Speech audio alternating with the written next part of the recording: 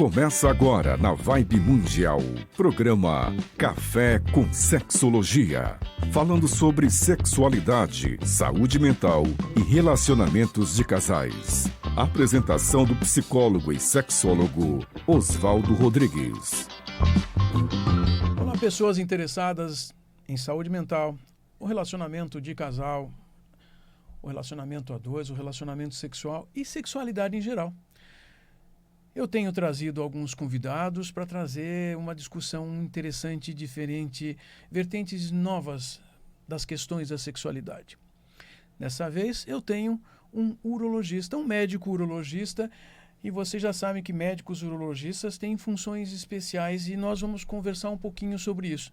Doutor Juliano Aita, que veio aqui conversar sobre as queixas sexuais de consultórios. Como é que é isso? Muito obrigado. Obrigado mesmo por estar aqui. Obrigado por disponibilizar esse tempo.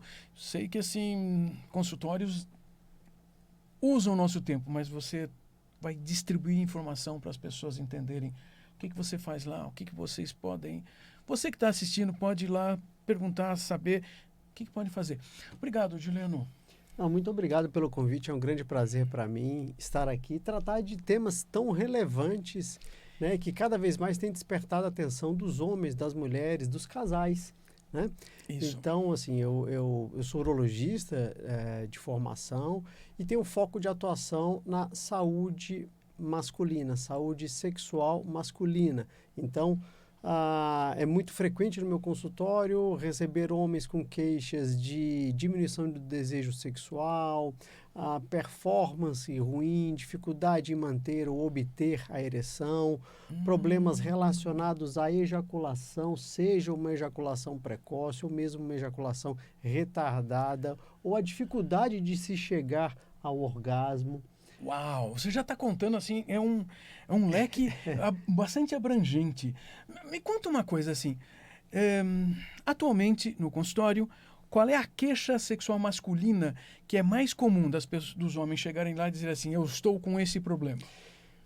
Olha, Oswaldo, eu te diria que é disfunção erétil. A maioria dos homens chega, olha, eu estou impotente, a minha potência não é mais a mesma. Continuam falando impotente. Continuam falando impotente e daí é um trabalho de investigação que a gente tem que fazer, porque na verdade muitos homens confundem esses termos e às vezes quando ele fala impotente, na verdade ele tem uma ejaculação rápida antes do momento que ele consideraria ideal e com isso ele se acha incapaz de atingir o prazer e portanto impotente. Então, quer dizer, muitas vezes essa pouca potência ou impotência, na verdade, se trata de um outro problema em alguma outra fase do ciclo de resposta sexual masculina. Então, é muito importante, né, captar todas essas informações, né, a partir de uma história médica bem colhida, saber se esses episódios são recorrentes, quando começaram, enfim. E a partir daí a gente estabelece uma trilha diagnóstica e oferece as opções de tratamento de acordo com o problema identificado. Então, a maior queixa, a mais comum, são os homens chegarem dizendo que não conseguem ter ereção, ou às vezes até usando o termo impotência, querendo dizer alguma outra coisa que é preciso investigar. Isso refere também que esse homem tem algumas outras dificuldades, porque também não é incomum um homem chegar com uma queixa e, na verdade, ter mais uma, duas ou três, não é? Perfeitamente, Eita! perfeitamente.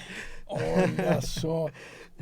Então, você que está ouvindo, acha assim, eu estou tendo esse problema. Presta atenção, possivelmente existam outros problemas em paralelo que só vão piorar o quadro. E é muito interessante, Oswaldo, que eu trato também dos problemas das doenças da próstata, né? Seja hiperplasia, o aumento da próstata, ou câncer de próstata. Então, alguns homens chegam com queixas urinárias. Não estou conseguindo urinar direito, vou ao banheiro com muita frequência.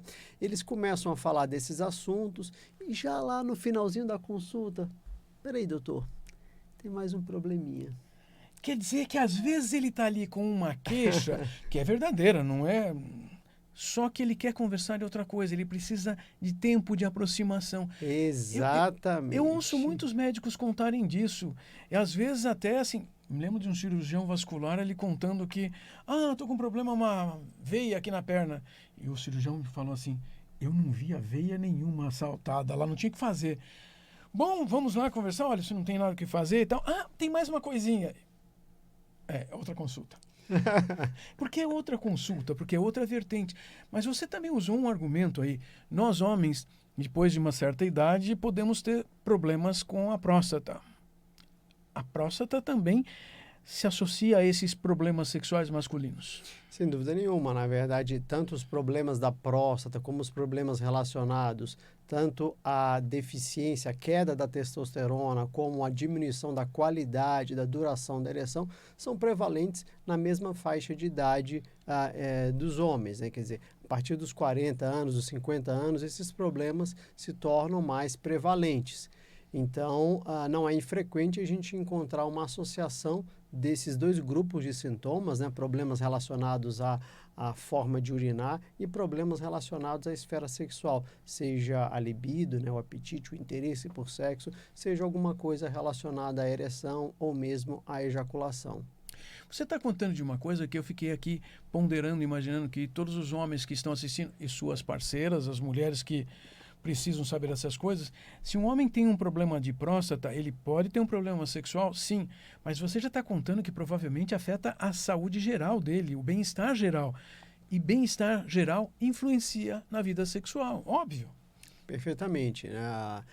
E assim, já que a gente está falando de bem-estar geral, né, não é infrequente a gente receber homens no consultório com queixa de diminuição de libido, e hoje se fala muito do hormônio testosterona, né? Enfim, existe uma banalização do uso da testosterona, uso demasiado, mau uso deste hormônio, e muitas vezes os homens chegam no consultório com minha testosterona está baixa, quando na verdade a testosterona não é absolutamente a única responsável pelo apetite sexual daquele homem. Libido é biopsicossocial, como você acabou de falar. Um outro problema, seja na esfera pessoal, enfim, pode repercutir no relacionamento, vai repercutir na libido, mesmo que aquele homem tenha uma testosterona absolutamente normal. Estão vendo? Então, quer dizer, não é aumentar o hormônio que vai resolver esse problema. Ele precisa trabalhar outras questões. Interações entre o que a gente pensa e sente, o que a gente vive no dia a dia, o nosso corpo. Nosso corpo funciona na necessidade e na possibilidade que a gente também permite. Quer dizer, a gente vai ter variações hormonais por uma série de razões. Mas você falava dessa dificuldade de ereção, a impotência. E qual seria a segunda queixa mais comum? Você está falando de libido, desejo sexual, gente, aquela motivação para procurar sexo. Qual é a segunda queixa mais comum dos homens chegarem lá dizendo assim, eu estou com esse problema? Em se tratando da esfera sexual, o baixo desejo, o baixo interesse por sexo. Esse é extremamente prevalente também na minha prática. Isso é diferente de há 20, 30 ou 40 anos, né? Porque os homens não se queixavam da falta de desejo. Na verdade, a maior parte dos homens que tinham uma baixa de motivação sexual achava que estava o problema no pênis, ou seja, reclamavam só da ereção, porque afinal de contas, se não temos desejo, motivação, libido, aquela fome de fazer sexo, a ereção não vai acontecer. Não tem razão. Mas, puxa vida, então um homem chega lá, ele faz uma consulta, você tem que perguntar um monte de coisas, a história, a anamnese, conhecer tudo, mas tem que fazer uma série de exames. Eu ouço alguns pacientes me dizerem assim, eu fui no urologista, ele me deu uma bateria de exames. A frase é genérica para dizer uma série de exames de sangue, mas não é só exame de sangue, né? Não é só exame de sangue. É claro que essa avaliação, né, completa, vamos dizer assim, de exame de sangue é importante porque o nosso corpo, ele funciona de forma integrada, né? A gente não pode analisar um aspecto. A ereção, ela depende de aspectos biopsicossociais, ela depende de uma integridade hormonal, e por isso é importante ver as taxas hormonais, ela depende de uma integridade vascular, e por isso eu uso faço uma avaliação de forma indireta dos níveis de açúcar no sangue, das gorduras no sangue. Tudo isso vai repercutir na capacidade do sangue circular entre os tecidos penianos e isso vai ser importante para a ereção. Mas é muito importante também o exame físico. Por que é importante? Porque os homens, a partir de determinada idade, podem desenvolver irregularidades, áreas de fibrose no pênis que podem comprometer a qualidade da ereção, podem comprometer a integridade do pênis e levar aquele órgão a uma determinada deformidade. Isso muitas vezes é fonte de problemas psíquicos para aquele homem, né? Baixa autoestima e às vezes ele tem dificuldade de expor aquilo, seja para o médico ou mesmo dividir aquela preocupação com a sua parceria. Então, é importante que o urologista examine, palpe o tecido peniano daquele homem, faça um exame da região testicular, pode ser um caso de alguma atrofia, né? Um baixo desenvolvimento ou mesmo uma involução associada ao envelhecimento da região testicular que pode reduzir, impactar negativamente a produção hormonal. Então, é muito importante esse contato, essa interação. E na medida que você estabelece essa conexão com o seu paciente, ele vai se sentir muito mais à vontade de relatar esses problemas que, vamos dizer a verdade, para muitos homens ainda é uma barreira muito grande falar da sua fragilidade, né? Os homens, eles não querem aceitar que... Você acabava de dar um exemplo, né? Ele vem dizendo que tem um outro problema, de repente se transforma numa segunda consulta no mesmo dia. Porque é difícil para os homens admitirem que tem um problema sexual. Mas você tem tido mais pacientes se queixando de problemas sexuais. Eu ouço os urologistas antigos dizerem que, assim, sei lá, há 40 anos, quase... Bom, nem perguntavam, não é? Bom, é difícil falar, né? Há 40 anos eu acho que eu não estava na prática ainda. Não, mas a gente ouve os urologistas... Ouve, brincadeira. Não, eles nem perguntavam, porque no final das contas nem era uma queixa dedicável. Assim, o urologista ele não prestava atenção nisso. Os urologistas têm prestado atenção na vida sexual. Sem dúvida. Isso, tanto os urologistas... Essa área tem despertado o interesse tanto da parte médica como... Até porque tem sido levantada, essa questão tem sido pontuada pelos próprios pacientes ou mesmo pelas parcerias. Não infrequentemente eu recebo no consultório homens devidamente acompanhados de suas parcerias e as parcerias que chegam às vezes introduzem um assunto, olha doutor, o que está acontecendo isso aqui,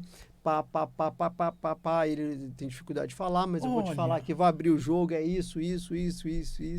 Dá um comparativo. A cada 10 homens que têm queixas sexuais, quantos vêm com a parceira? Olha, eu vou te falar que mais ou menos aí, pelo menos 40% deles.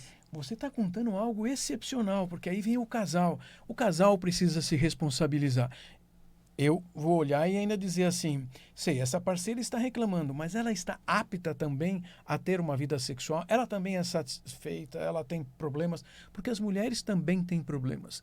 Só que, nesse caso, elas estão facilitando esse homem falar do problema. Mas é muito importante esse ponto de vista, porque às vezes a resolução do problema masculino não é o suficiente para resgatar a vida sexual satisfatória do casal. Então, esse olhar precisa ser conjunto. Você falou de uma coisa, eu me lembro assim, logo que saiu o comprimidinho azul, então apareciam vários homens assim, eles apareciam para mim, por quê? Não, eu experimentei o azulzinho. E? Então, é que minha mulher não queria fazer sexo. Epa, como assim? Ele tomava o comprimido e ficava lá esperando, tipo, e aí, vamos? Não, eu tô fazendo outra coisa. E alguns reclamavam que ainda perdiam o comprimido. Você lembra que no começo o comprimido custava muito mais caro. Muito caro, aliás. Mas veja, são duas pessoas que vão fazer sexo. Tem a ver, no mínimo, os dois estarem concordando com isso.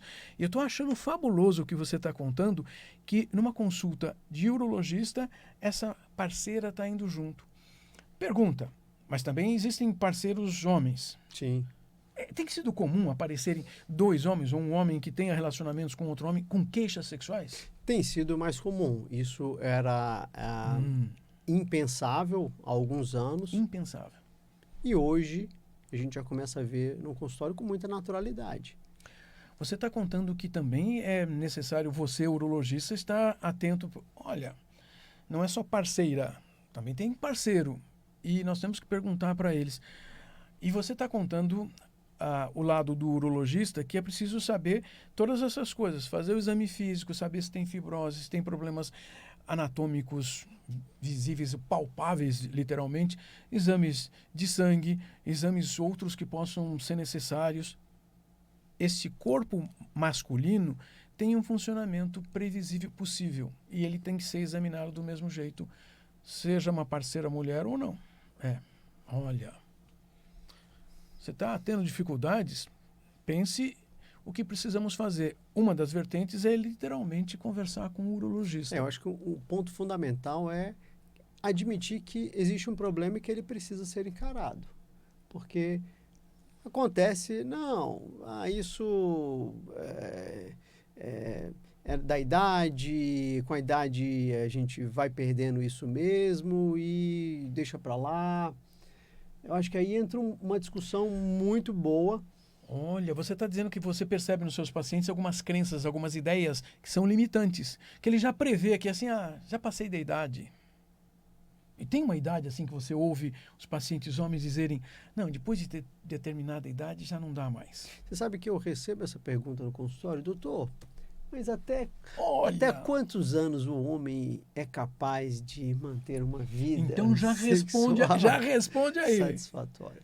Veja bem, o envelhecimento masculino não é uma condição que invariavelmente vai levar à disfunção erétil, à dificuldade de ereção. É claro que a ereção de um adolescente é diferente da ereção de um homem de 50, de 60 anos. Mas se esse homem de 50, de 60 ou até mesmo de 40 anos tem problemas em manter a ereção de modo que ela possa satisfazer a sua vida sexual, existe forma de procurar tratamento, existe tratamento disponível para melhorar, para recuperar esta ereção.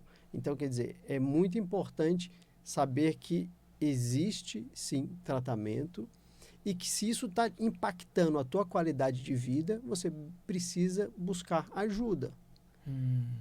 O que acontece? Eu tenho pacientes que têm homens casados com mulheres mais ou menos da mesma idade e aí eu pergunto, né, faço acompanhamento da próstata, e aí como é que está a parte da ereção, a libido, como é que está a vida sexual? Doutor, tá bem. A minha esposa tem a mesma idade que eu, a gente tem uma frequência lá, Y, e a relação é satisfatória, prazerosa. Não tenho mais aquela mesma ereção que tinha aos 20 anos, mas a gente se entende muito bem e está tudo certo. Você está falando que nós, homens, ao longo da vida, precisamos aprender a nos adaptar com as mudanças. Afinal de contas, nem todos nascem com cabelo branco. Pois é, nós mudamos. Se nos adaptamos, vivemos bem. Mas existem situações que precisam de cuidados, tratamentos. Muitos homens têm problemas de saúde genéricos que afetam o bem-estar e também o genital. É para isso que a gente vai procurar um médico para saber o que fazer quando nós estamos tendo problemas. Mas, infelizmente, as estatísticas mostram que os homens demoram de 1 a 2 anos com problema de ereção até buscarem ajuda médica. Já melhorou. Há 40 anos demoravam 4. Mas ainda assim, você está falando de demorar de 1 a 2 anos, são 12 a 24 meses onde essa pessoa está convivendo consigo e com a outra pessoa de uma maneira muito ruim. E me conta uma coisa, os homens aceitam tratamentos de maneira fácil? Ou eles ficam lá, vão para consulta, ouvem, não sei, vamos deixar para depois? O que eu observo na minha prática? Que os homens têm aceitado com maior facilidade os tratamentos que estão disponíveis, né? E hoje existe uma série de tratamentos disponíveis, desde o comprimido oral, né?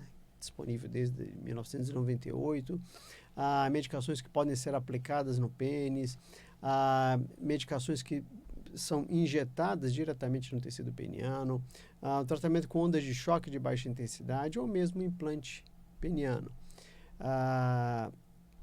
Ainda há, quando a gente fala de cirurgia, este acho que é o momento em que os homens começam a mostrar alguma resistência em relação ao tratamento da disfunção erétil, mas essa barreira ela vem sendo superada de forma progressiva ano após ano. Essa é a minha impressão. De toda maneira, você está contando que é necessário começar a conversar. No mínimo, fazer a primeira consulta. Se você precisa de um tempo para pensar, elaborar, organizar, vai com o seu tempo, calma. Mas é necessário dar passos. Você já nos mostrou que a consulta com o urologista tem uma função, o conversar com a parceira, ou a parceira está participando até mesmo da consulta, tem outra função. E eu sei que algumas parceiras, quando descobrem que os seus companheiros estão tratando um problema de ereção, um problema sexual, às vezes elas são contra porque, assim, tipo... Me lembro de um médico falando assim, senão ela vai perder o controle acionário. Ou seja, eu me lembro, nós estávamos discutindo exatamente de uma questão. Esse homem precisava de uma prótese peniana, ele tinha diabetes adiantado, ele tinha problemas neurológicos, só que a prótese teve que ser retirada, porque teve uma infecção, e a parceira virou assim, não vai colocar de volta. Impediu. E ele aceitou. Isso é mais problemático ainda, porque ela receava que ele começasse a sair com outras mulheres.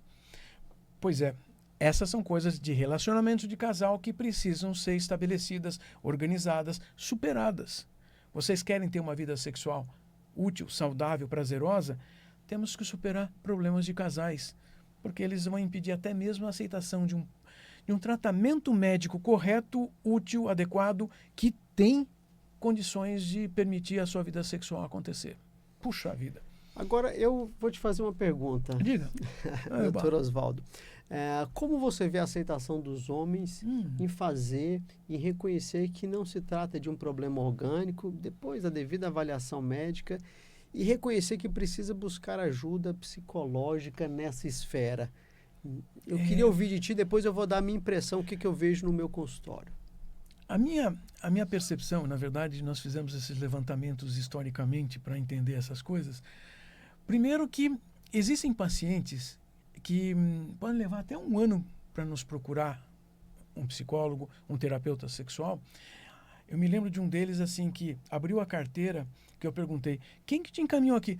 Ele abriu a carteira, tirou o papelzinho todo amassado, fazia um ano que ele carregava o papelzinho na carteira. Papelzinho. Era um papel timbrado do médico, olha, fazendo a indicação, procura o Oswaldo Rodrigues lá. Então, algumas pessoas levam muito tempo, precisam de tempo para entender. Outra coisa é assim, estatisticamente, parece que pelo menos metade aceita. A outra metade fica pensando, esse médico está errado, vou procurar outro. Que essa é uma percepção que me passou quando eu ouvi alguns outros pacientes que também me contaram assim, o doutor lá, não sei quantos anos, já tinha me falado, eu não acreditei, eu vou procurar outro. E você já sabe também que alguns outros podem simplesmente dar, toma zinco, tipo assim, tem deficiência de zinco? Pode ter, mas tem? Ou vamos tentar fazer alguma coisa, já que ele não aceitou uma indicação terapêutica? Então, sim, muitos homens têm suas dificuldades, porque significa ficar na frente de outra pessoa. E olha que tem muita gente que acha que ele teria dificuldade de falar para uma mulher. Falar para um homem também é difícil, porque é admitir para outro homem que ele não é tão homem quanto ele pensa, ou que ele gostaria que os outros pensassem. Então, muitos homens têm suas dificuldades de maneira enorme, Juliano. É exatamente isso que eu observo. Alguns vão, outro provavelmente a metade não vai, porque acha que você, enfim, não concorda com aquele seu ponto de vista. E acaba circulando, rodando.